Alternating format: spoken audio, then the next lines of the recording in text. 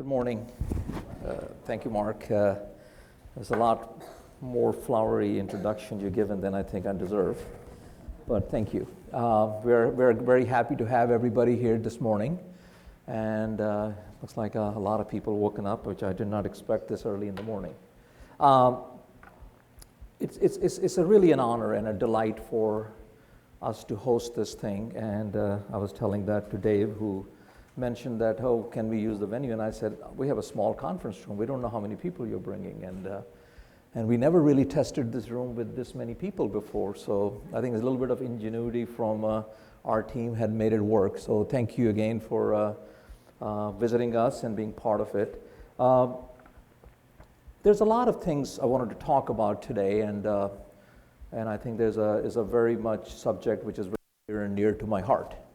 Where I come from, what this company represent, and I am where I am and why I'm here. So it's a lot of those things, a very complex issue which turn around and life-changing event for somebody who was born in Lahore, Pakistan, long time ago, and ended up standing in front of people in Baltimore, and I never knew where in the world Baltimore was a few years ago. So, I mean, I'm going to use a little bit of my notes, and so I don't forget everything. Everybody tells me that I talk a lot, so I need to use some guideline here today. It's just to start, so the subject of the matter, I'm going to use a little diversion and hijack the subject a little bit, is compared to saying the potential for American art and culture in transcending culture barriers. I'm going to adapt that and rename it the potential for American commerce to transcend cultural barriers, and you'll see some of the example. And secondly, I'm going to address the symposium topic of preservation of American cultural heritage, and let's talk today what the cost of the fear of diversity is, because that is the main thing which we will hear. We're going to have an exciting day. We'll talk a lot of different topics, and I know there's a whole bunch, but before we can start to go and talk about transcending cultural barriers, I think we should talk about and understand what kind of a job are we really doing collectively, because that's a very heart and soul of this matter. And I mean, personally, I'm not a government official. We are in a private business, and so our perspective on things are much drastically different. I mean, DDG is a textbook example of how we try to do this cultural diplomacy and all the talent gatheration, as we call it, globally, and we have been extremely successful, in my opinion, doing it. We are a different company today than it was when I joined in, but at the same time, we've been trying every day, and every effort is being made to take that. I mean, it's a multiculturalism, which is the topic which I wanted to stress upon today, and at the end of the day is, if the multiculturalism is so wonderful, then why aren't everybody doing it and adapting it? And there's a lot of topic in this thing which I wanted to hit upon, is that the cultural diversity is sometimes considered a very much of a fearful item. And I can give you my examples of the process, what I have gone through, and I'm not trying to make it my life story here today, but it's about to give you an example how I felt, and I've gone through this a lot. I mean, it's, as I said, it's a lot of people are very fearful, and fear is a very terrible thing, and it's a very powerful thing. People get so feared, and it takes the life of its own, and they start to move forward with a lot of innuendos and a lot of facts which doesn't really are facts, and they don't exist, but they start to believe it, and they kept on going with it. That is a very much of a challenge, because a lot of people don't think twice, and they keep on going into this format. I mean, there's a reason DDG, it was so wonderful when Dave called and Mark asked me would you be interested in hosting this thing, and we said we'll be delighted to do so, because where we come from is a lot to hear that we do a lot of our effort, not only in cultural diversity, we go through a lot of effort to bridge the cultural divide, as I call it. And And that's a tough thing to understand unless you go through it and understand what in the world is a cultural divide. And that's what I wanted to talk about. I mean, let me start with my own story a little bit. I mean, many, many years ago, I was a student. I came originally from Pakistan, and I joined DDG, and I was hired at University of Minnesota. I was a grad student doing my master's in architecture and urban planning, and I was offered a position. I interviewed on campus, and I was offered a position, and my letter of appointment came in, and they said, "Oh, you got a job." And I said, "Okay." And they said, "It's in Baltimore." And I had honestly no clue where Baltimore was. So I went to the library and I said, "Let me find out where Baltimore is." And looking in Baltimore way, and I went forward and I said, "Okay, wonderful. That's where I'm going to go." So I did what I did before. I packed a single suitcase which I had, and I bought a one-way plane ticket, and here I was landing at BWI. And that was a new start, and I was, as they say, I was young and stupid, and there you go, and here I was, and that was August 10th, 1987. And I came in, and I started working, and I started to experience life. I was, as they say, full of energy, and my eyes were shining, and say, "Oh, wonderful, let's go and see what this thing is all about." So we kept going and kept wondering. And I start to, as they say, then you start to hit by the real life. And my real life was, I have a whole bunch of bosses, and like anything is, and I start to sense that there were some things they told me I speak funny, and which I didn't have any contradicted to it, because I knew that I speak different. I look different, of course, and so I start to get treated, and I start to sense that there's something is not right, because that was my first job in USA. And so I kind of start to know, and as sometimes, there's the old saying is, you don't know what you don't know. But I start to sense something's not normal. So this gentleman who was my boss, one of my bosses, was very prejudicial and very much against the foreigners. And I can easily see in the company where there's a treatment to American-born Caucasian was different than the people like me, who come from someplace else. So I start to sense it, and I start to feel it, and only thing which I could do is, laugh it off and say, "Keep doing what you're doing, put your head down, and don't let him get a rise out of it." And that's exactly what I did. So the more nasty he becomes, the more smile I do, and I said, "I don't care," and it made him more mad. So I kept on doing, and I kept on moving forward, and finally his action becomes so bad to the company. I was not the only one, so he got reprimanded and he got fired out of the company. So, that was the first example, but when I start to realize that was not only the one individual, there's a lot of instinct of this, you can call it discrimination, or you can call it was the hidden corporate fear underlying in those days in DDG. And I'm talking about 1987, 1988, 1989, those early days.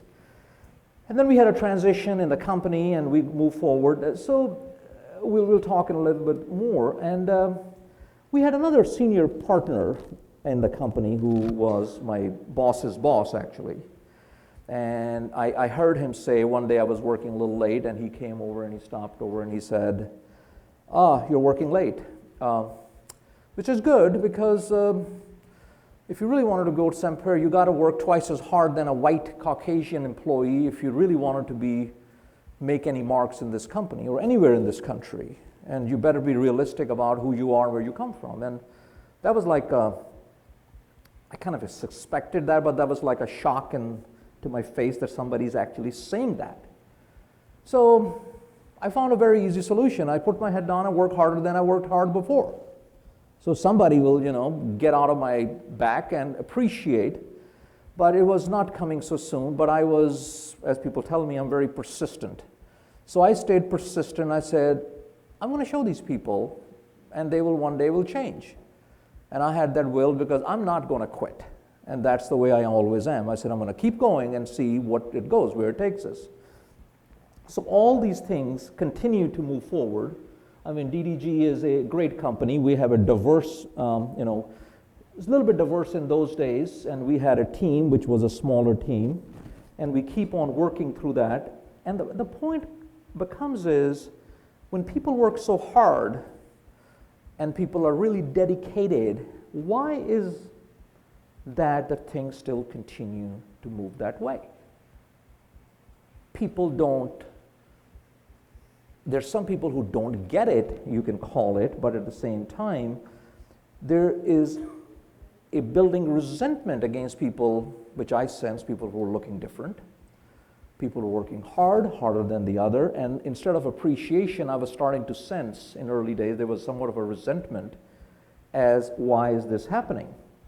I mean, there's a lot of reason you can call it, and many people say, like when I was coming from, USA to Baltimore and coming from Pakistan, all the places in the world, in the hotbed these days especially, and when you're coming from a culture like this, when you're coming from places like this and out of Lahore, Pakistan, which is a so drastically different culture and so unique environment, and when you come in and you sort of accept and say you're going to make it part of your life, and all the way you reach out to Maryland, and all the way you're embracing everything, but this is still not easy.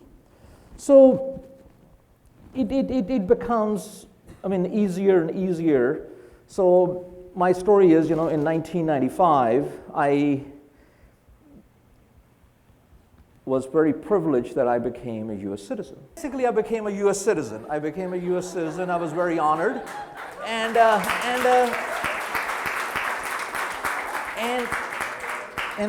coming to this point is that a lot of things were still continuing to go forward. I became a U.S. citizen. I got a little bit more respect, and 7 years after, they offered me a partnership, and I realized that yes, they're respecting me a little bit more because I'm working really hard, but when I realized they're offering me a much little share of the company which I was working so hard to build.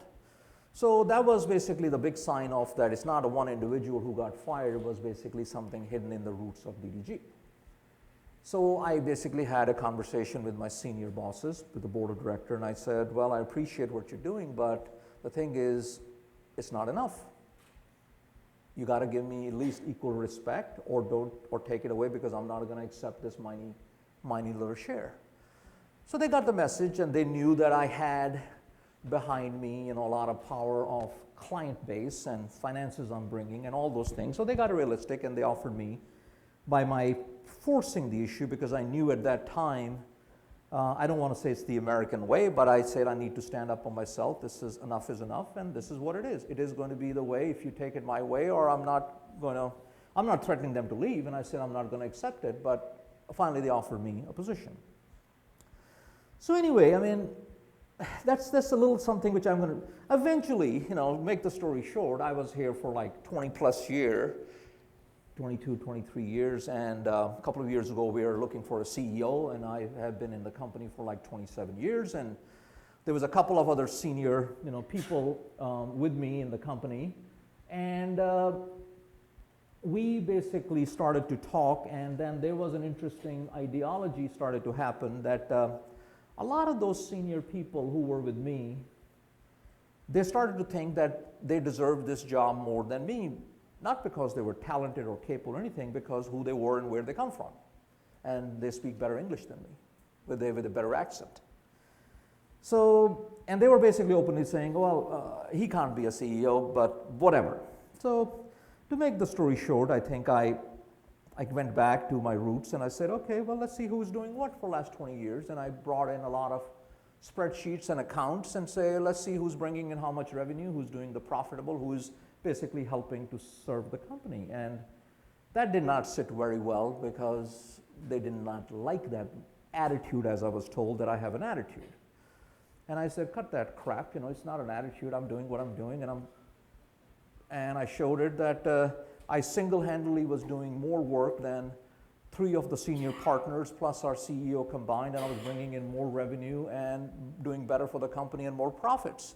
And when 2008 came in with the economic crisis, and They did not know what to do because they never wanted to go out of a USA to practice. And here I was trying to run around driving myself crazy, trying to find the work in all the places. And in a segment I tell you, DDG, even though has been in Baltimore, DDG originally is a South African company. We were originally formed in Johannesburg in 1972.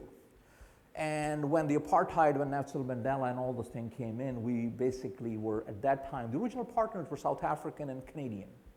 And they decided to move the headquarters in Toronto. And Baltimore was started just as a branch office, and London was started as a branch office. And here I was, you know, I love travel, I love meeting new people, and when I started in 1987, I was basically, my assignments were, first thing I went to Indonesia, then we started to work in Scotland, and as I call it, I did my tour of duty for Indonesia. I was traveling there every 6 weeks for 10 years. So that's where the work was, that's what you have to do. It doesn't matter if it's a 20-hour flight one way, but it is what it is. A lot of people were not in this attitude. They wanted to be in Baltimore and they wanted to be here because they wanted to be at home at 5 o'clock at dinner time with their kids and family. Well, I have family, but something needs to be done. So anyhow, so these people started to say, well, he can't be a CEO because for whatever reason. And finally, we had a board meeting and I was chosen to be the CEO. So what happened next day? The next day happened, we have 3 senior partners who came to me one by one and you resigned. They left the company and that's it. They basically took this multiculturalism thing, they couldn't take it anymore. As long as I am working under them, they're fine with it. But as soon as the stakes were high and I basically wanted to be working over them and say, you work with me. And I even offered to say, I said, come on over, work with me, and if you don't like it, you can always leave. But they didn't take it. They didn't even give me a single day. They left. I mean, we had issues where they knew very well how financial issues could be created by a company might go bankrupt. They didn't care. We had big bank lines issues to deal with. We have senior people leaving. They had client bases. And you can see how much of a mess it could be. But they didn't really care about the company or the employee. And they basically said, we're leaving and it's your problem. And that was a big time in my life. And I would say I grew up maybe overnight. And to understand that I need to run. I'm very fortunate. I have some great partners with me who are very close and they understood and they basically put their head down and said, tell us what you want us to do. So we refocus and restart to build a company. So a lot of this thing is I'm not trying to tell you this story that you got to feel sorry for me or sorry for the situation. That's not the subject. There's a lesson here that DDG is not unique in that way. We are one of the companies, and there are hundreds and thousands of such companies exist in this country. And this example repeats repeatedly throughout the country where multiculturalism become a big issue. I mean, people say, well, the foreigners come in, they're going to take American jobs. Okay, I can't disagree with them more than that, because when the foreigners come in, I mean, this is the first of all is the country made on diversity and made on, foreign travel and immigration. And now people start to say foreigners are going to take their job away. And I mean, people come into the country, they create their travel, they are coming in, they're spending their money. It's like the repatriation of dollar, as we call it. You travel, you create job, you live in hotels, you play in restaurant, you do shopping, and all over. I mean, you continue to put that money into motion and you continue to create more jobs. Really economic security, which otherwise does not exist. Another key part in this thing is, how does all of these things start to happen when you start to create and bring in the talent into a firm like Baltimore and DDG, and how does the immigration law kind of affect them? I mean, I had played my role as the director of operations for DDG for past 15, 16 years before I became the CEO, where my current position is. And I used to do direct hiring, and I go through resumes, hundreds of resumes per week. And we advertise everywhere, and we start to see that we tried our best to hire Americans. We tried our best to hire so we don't have to go through the visa training. But the fact is, we were not finding enough talent. I mean, let me tell you a little bit about DDG, why I'm saying this certain thing. DDG is a very unique company. We work in more than 53 countries in the world. Recently, we just added our newest country where we signed 2 contracts is Iraq. I've been to Erbil many times, and we are doing 2 jobs there, and we are finishing up actually negotiation for 2 new jobs in Moscow. And we worked at this moment and given time, we are working right now in Turkey. We've been in Turkey for past 24 years. We're working in China. We have been in China for past 16 years. We are working in Indonesia, where we have been for more than past 22 years. We are working in Saudi Arabia. We are working in Dubai. We are working in South Africa. We are working a full-fledged in Latin America. And we, as I say, a lot of time I say we are the best kept secret out of Baltimore. People a lot of time don't know we exist. We try, trust me, we try to work with state of Maryland. We try to work with city. Sometimes they say you're not for them and they're not for us and sort of a thing. And I mean, we did Belvedere Square in Baltimore. Those of you from Baltimore here are. We did Rundle Mills Movie Co Theater in Baltimore. We did Inner Harbor, a lot of stuff, but still they don't consider us and don't participate us to giving us more jobs. So we have to go to Istanbul, and we have to go to Moscow, and we have to go to Jakarta, we have to go to Riyadh, and recently we have to go to Dubai to find work. And my job is to find work to make this machine keep on going and make the rain, because we have, which I say, most amazing team of talent which we have accumulated in Baltimore. And it took a long time to accumulate that talent, and it is a lot of good eye. And we, trust me, we go to University of Maryland. We try. We hire from University of Maryland as much as we hire from University of Moscow. So we have, now going back to what Mark was saying, building bridges, we have done an DDG way of building bridges. We started our own private internship programs. We have them in 8 different countries right now. We have sometime MOUs signed with the division HUDs in architecture schools in each different country we operate in. So we directly bring in on J1 sponsorship visas intern to Baltimore at our cost. We pay for their travel, we pay for their visa acquisition, we get them in, place them in hotel until they get situated, we pay for it, and they get the same wages as a American-born Caucasian or whatever that means gets paid. And usually there are 18-month stay. We have those programs in China, we have those programs in Indonesia, we have that program now and started in Turkey. We have this program in South Africa. In South Africa, we have actually started a scholarship program equally well for the youth who need some more financial help to go to school. We have done it our own way, and that is how we build the team. A lot of people come in, and you see in the crowd, a lot of my young colleagues, that is how they came in. They came in and they decided to stay, and that is how they became part of DDG. Opposite to that is the interesting, funny side of the story is that many people who we try to hire, they don't want to join DDG because of who we are.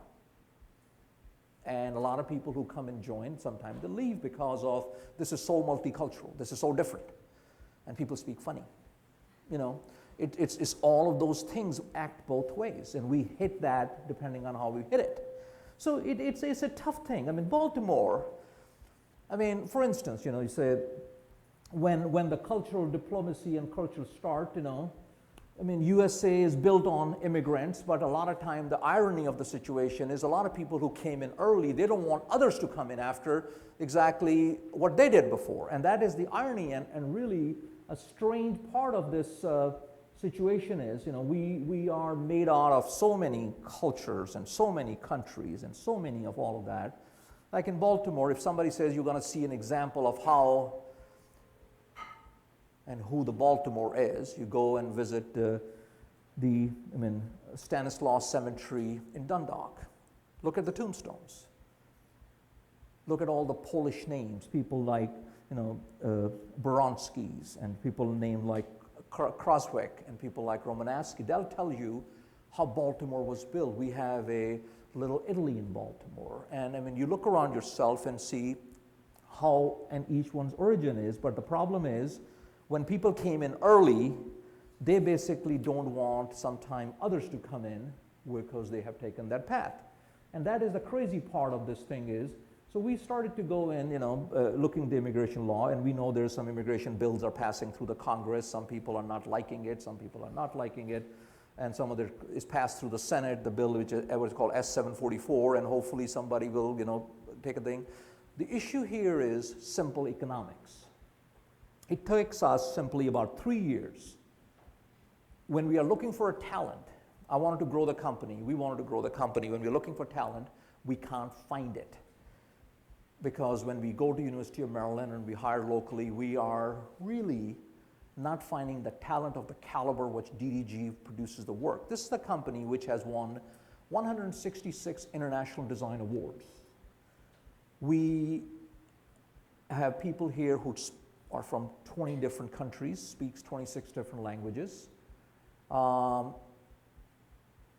And we appreciate and we respect that. We embrace it and we celebrate it. But when you're dealing with the hardcore issues that, oh, you're taking American jobs away, it can't be away from as truth. The point is, we wanted to hire as many people from anywhere. The criteria is, we don't really care what the sex is, what the race is, where they come from, what the country of origin is, but you can't find people. That is the main thing which is holding us back, and that's why we are so much supportive of anything which can do to raise those immigration barriers. Or there's another part of this equation is people say, well, there's plenty of American people are hiring all over, why can't you find some? And I have heard this before from some of the people who left the company because they were not liking foreigners or people who look different in their teams. They say, why can't you hire it? The people are hiring it. And there's a fundamental issues, and which I can tell you one thing very much uniquely. What we are seeing is that American schools are not attracting people who are Caucasian born to take higher educations. And that's a fact. We are not seeing American born students are going through master's degree or a postgraduate work. They're going for a bachelor's degree, which is not bad, but the thing is there's a cycle developing in this country, and when people are not taking higher education, there's a big vacuum being created in our higher education learning. Our professors who are older, who taught me, they're retiring. There is nobody else to replace them except somebody coming from a foreign land, because those are people who are getting PhDs. And they got to be the professors. And there's a whole cycle of experienced people who are well educated are not being replaced. So that's a bigger issue, which is a separate discussion for some other conversation. But we are seeing higher education, much more talent, technical capability, software knowledge, and a general thinking we are not seeing in a majority of what we are seeing. We are picking up the right people we are seeing from wherever they come from, and we are trying to bring them in so we can be economically strong. And that's the major part of DDG is. And as the old saying goes, doesn't matter where it comes in, if the tide rises, it's good for everybody. It's good for all ships. So we believe in very much of that. So, I mean, we are going through our motions. We are going through American services and American generation. This thing is acting up. But anyway, let me see if I can get to some cool-looking pictures for everybody. So, I mean, this is something what my passport looks like. It is always that. I love to be on the road, and this is some of our old partners, which a lot of them are here, a lot of them are left because they didn't like who I was, and the point of the matter is when we start to have an aggressive attitude that, we don't want you because you're going to have issues with and start to create, a lot of unknown fearful thing which we all believe in and we go through it. I mean, there's a lot of issues in USA. We have lost our manufacturing base. We have lost our financial leadership. We have lost a lot of our cultural leadership in this country. I mean, I travel extensively and I talk to people. I mean, I'm on the road probably half a year, every year. And those things are, people love American people. They hate American government. And that's what I hear uniformly from every place I go. They don't say, we don't understand Washington, but we like you, We like to work with you. I hear this thing sitting in the lunch table in Iraq, and I heard the same thing in Moscow. I was in Moscow a couple of weeks ago, and this gentleman who came in, he said, is it true that President Obama has told American companies not to work with Russian companies? I said, are you kidding me? And they said, no, this is what thing. I said, no, there's no such thing. And they said, okay, let's talk then. We started the meeting. And then he was very good. He wanted to have that subject like a table cleared before I say anything. So we are now negotiating 2 contracts with that company. And so I think the issue here is it's very complex that American people are amazing. We have the best country in the world. This is the country where everybody wants to come in. People are standing in lines. This is the only country people stand in line to in the visas and immigration office. There's no other country where people do such. And we don't understand what went wrong, to where we are in this strange situation that everybody loves our music, loves their MTV, they like our Hollywood movies, but they hate Americans. And that's a serious problem of cultural diplomacy, which Mark was mentioning earlier. I mean, we donate lots and lots of money when there's a tsunami in Philippines or Indonesia, and there's an earthquake in Bangalore, and Americans open up their hearts and their wallets and give money to everybody. But still, we are considered and seen as selfish. And how could it be? What happened? And somewhere along the line, in past 2 decades or more, this tide has turned.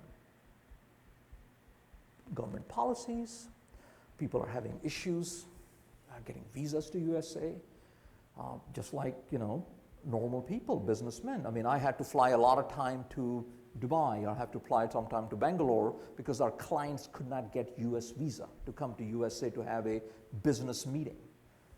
We bring in revenue from those countries. We bring revenues currently from Turkey, we bring revenues from Indonesia, we bring revenues from India, we bring revenues for South Africa, we bring revenues for Colombia, from Venezuela, from Ecuador. We bring revenues from entire world, from Saudi Arabia, from Dubai, from Qatar, from Philippines, from China. The point is, we receive money in dollars. We create jobs here. We pay taxes here. We are legal, legitimate operation. But we still get the same resistance, which we believe is just bullshit. And that is just, it is stopping us from growing because we can't get a lot of these diplomacy, which needs to work, and it's not working. I mean, America is a huge country. America, I had to go to Wikipedia, so excuse me, I'm going to tell you. I was always kind of know those things. America is a huge country. We have a 3.8 million square miles of area. 3.8 million square miles, think about it. Only 319 million people. That comes to about 88 people per square mile. Just 88 square people, this measly little number. We have a lot of land, we have a lot of resources, we have a natural rich heritage, we have oil, we have minerals, we have food, we have the best agriculture. We are next to China, who has 373 people per square mile. Compare about 88 versus 373. We don't have lack of resources. We don't have lack of any kind of an issue. What we need is a willpower to make it the bigger issues. We need to look at what exactly is at stake here. It's the American economy is at stake here. Because if we don't get it right, and I don't even want to think what that means, we need to open up our hearts. That's what's needed in America. We need to open up our mind and think rationally, and that is what's needed. It's the same as that, we don't need to be like iron, which is just an ore. We need to be like steel, which is a composite of making a most strongest ore, and that is what we need to build this great American melting pot. Thank you.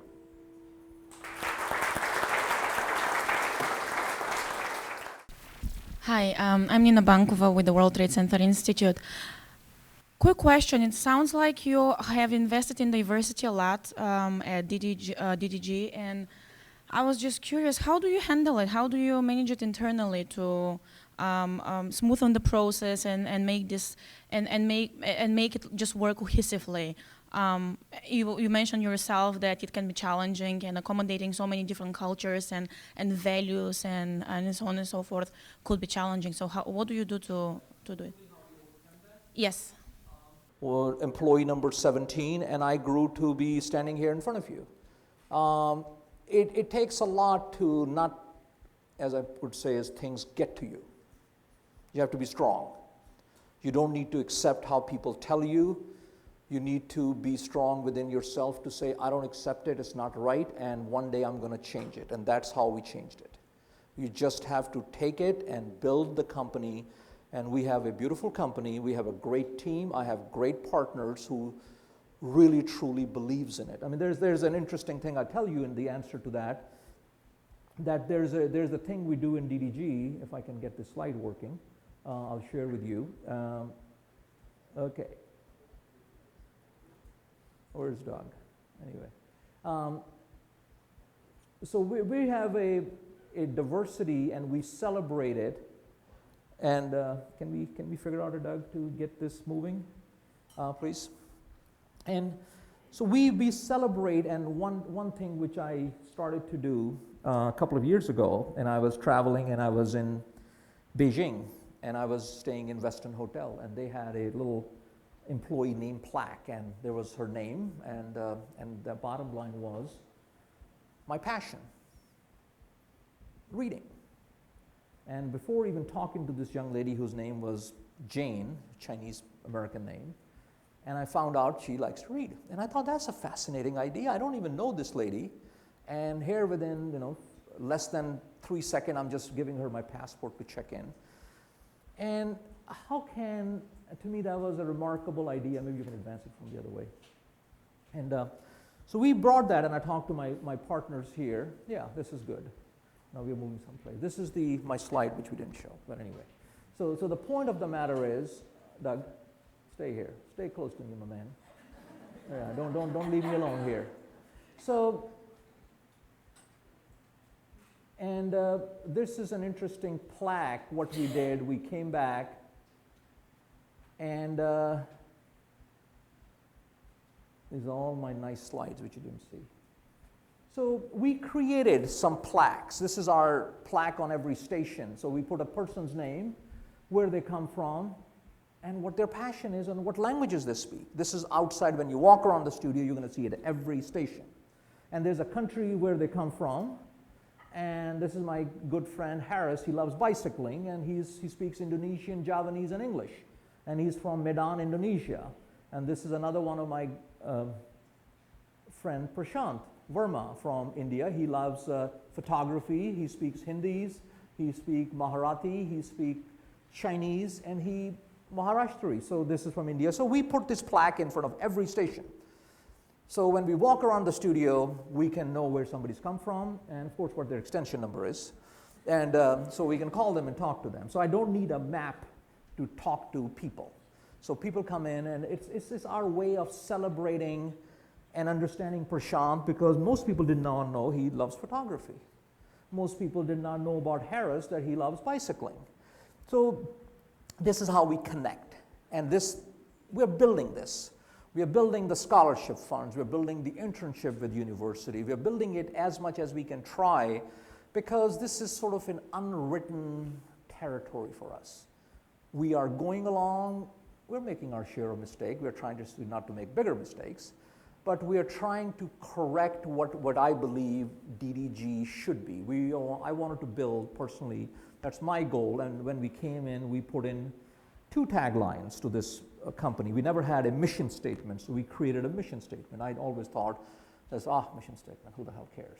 Nobody follows them. So, but we did 2 mission statements. We did a mission statement which said, this is on every part of my business card I carry, and this is like, we printed them not only there, we didn't put it in our lobby with the people, they put it there, but we put it there in the back of our business card. There's a mission statement. design a vision, make an impression, and create an experience. And part of that thing is, there's another big hidden, very shiny, is one world, one firm. And that to me is the spirit of DDG. We wanted to stay on focus, create a mission, but we wanted to build with one world and one firm as a unity in our shorter way. Some people think it's arrogant.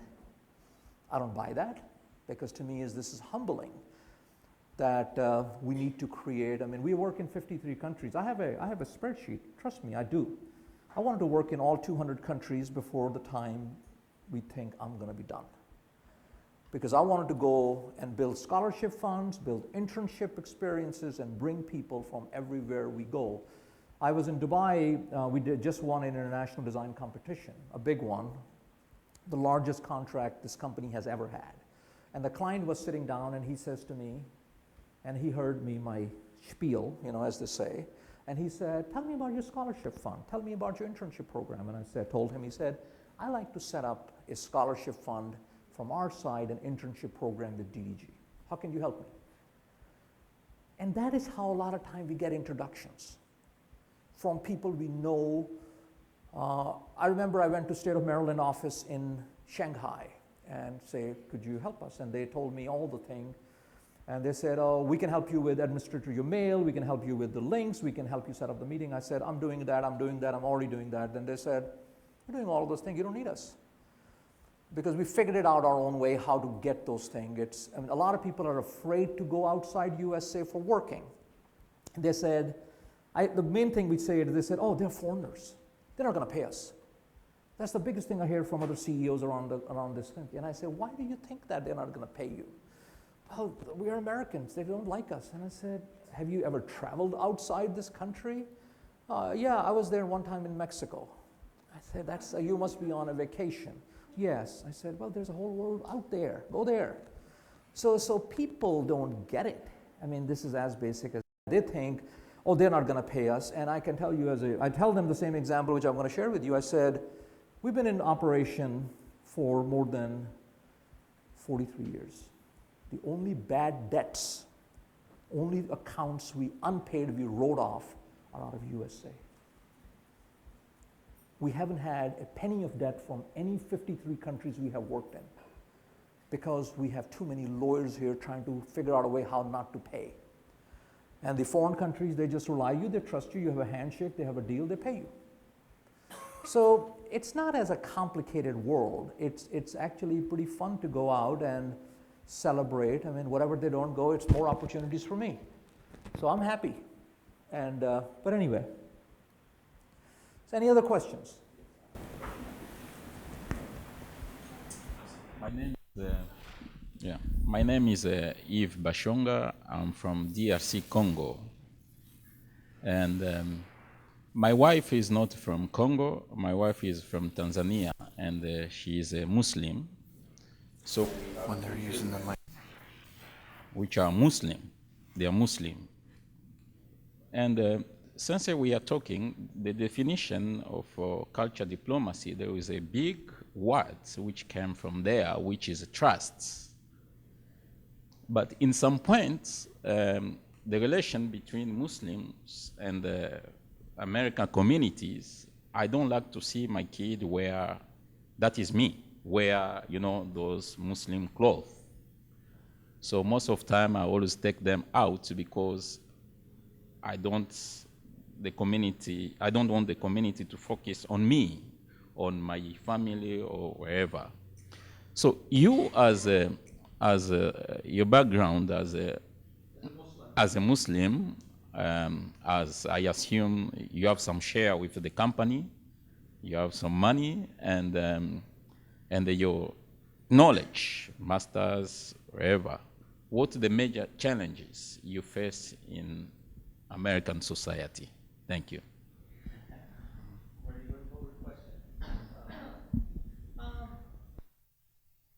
Head down and stay away from trouble, right? That's my rule of the thing.